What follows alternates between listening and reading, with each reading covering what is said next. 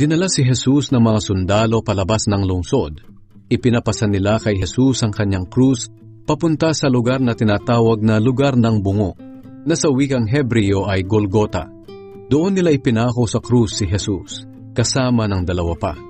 Sa kanan ang isa at ang isa namay sa kaliwa, at nasa gitna nila si Jesus. Pinalagyan ni Pilato ng karatula ang krus ni Jesus, at ganito ang nakasulat: Si Jesus na taga Nazaret, ang hari ng mga Hudyo. Nakasulat ito sa mga wikang Hebreo, Latin at Griego. Maraming Hudyo ang nakabasa nito, dahil malapit lang sa lungsod ang lugar kung saan ipinako sa krus si Jesus. Nagreklamo ang mga namamahalang pari kay Pilato. Hindi dapat hari ng mga Hudyo ang isinulat nyo, kundi sinabi ng taong ito na siya raw ang hari ng mga Hudyo. Pero sinagot sila ni Pilato, kung ano ang isinulat ko, iyon na. Nang maipako na ng mga sundalo si Jesus, kinuha nila ang kanyang damit at hinati-hati sa apat. Tig-isang bahagi ang bawat sundalo. Kinuha rin nila ang damit panloob niya.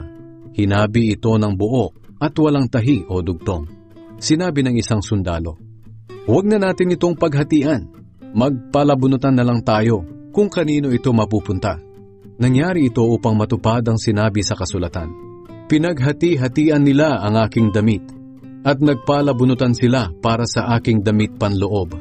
At ito nga ang ginawa ng mga sundalo. Nakatayo malapit sa krus ni Jesus ang kanyang ina, ang kapatid ng kanyang ina, si Maria na asawa ni Clopas at si Maria na taga Magdala. Nang makita ni Jesus ang kanyang ina na nakatayo roon katabi ng minamahal niyang tagasunod, sinabi niya, Babae, ituring mo siyang anak.